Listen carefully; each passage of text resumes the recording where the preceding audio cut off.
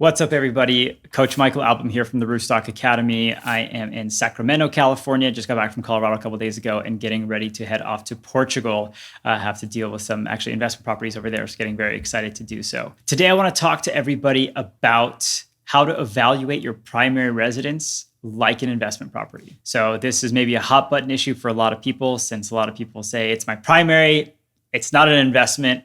Or other people look at their investment and say it's an investment, it's not their primary. And we try to rid emotion in the investment world, or maybe involve a lot of emotion in the primary world, in the primary property selection space. But in my personal opinion, I think you should do both. I think you should evaluate your primary as an investment, because maybe one day you're going to move out of your primary and it'll become an investment. And so how great would that be if you've done the legwork on the front end to then say, hey, let's set ourselves up to start owning rentals, but purchase them as a primary. First and foremost, what I think it's really important to do is determine, okay, can you live there? Is it a place that you, your family, your spouse, partners, whoever is in your household can live in this property for a year, 2 years, 5 years, whatever your time horizon might be?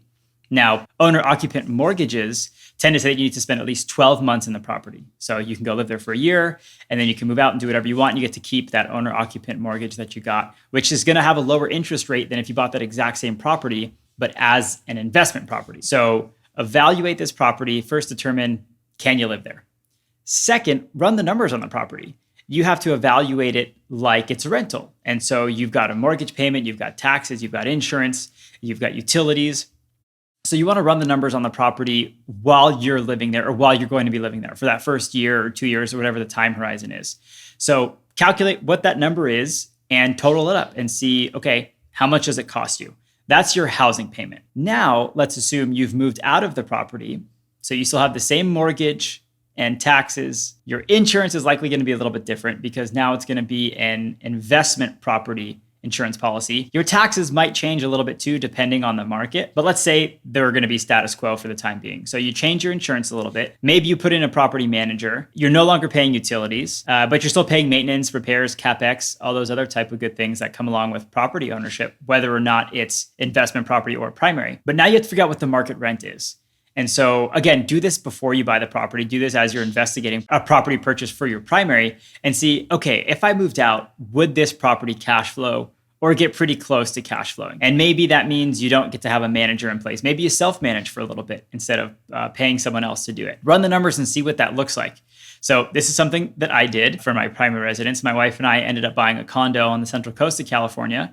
And because I'm an investor through and through, I ran the numbers before I purchased it. And we were able to get an awesome interest rate when we purchased it. And we said, you know what? The numbers, if I can get pretty close to X amount, I'll be cash flowing this thing. Sure enough, we ended up having to rent it after a little while. And we were hitting those numbers. And it turned out to be really great. So we were cash flowing the thing as an investment property, but we were able to purchase it as a primary residence. Now, because of COVID, things have changed even further in that we were able to actually Airbnb out our property way more than we thought and generate nearly an extra $1,000 a month in rental income on top of already cash flowing. So the thing is a little cash flowing machine. We are super, super fortunate. But this is just one of those instances that when we're getting ready to move out of the property, it makes sense as a rental, versus if you don't run the numbers, or if it doesn't make sense as a rental when you move out. Now you've got to decide, what do you do with the thing? You can either keep it as a rental and maybe lose money, or you could sell the property, or you could let it sit vacant. I mean, those are kind of your three options. And so I am a big, big, big believer in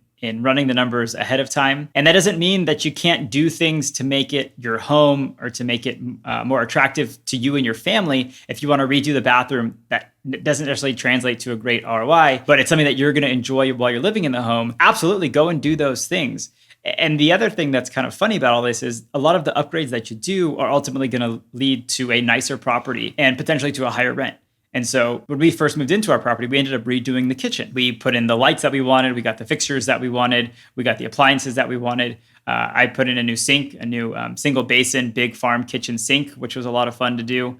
And so these are all things that we would have done anyhow. But now because we've upgraded the kitchen, it's an even nicer of a rental. So again, numerous reasons for doing the same thing. So those are really the two steps I would say that are involved with determining if your primary residence is going to make an ideal rental. Determine if you can live there for the set amount of time that you intend to, and then run the numbers. And if they make sense, Yeah, it's just the cherry on top, I think. So I hope this was helpful. Let us know what additional content you'd like to see, and we'll keep pumping it out for everybody. And as always, thanks for watching. We look forward to seeing you on the next one.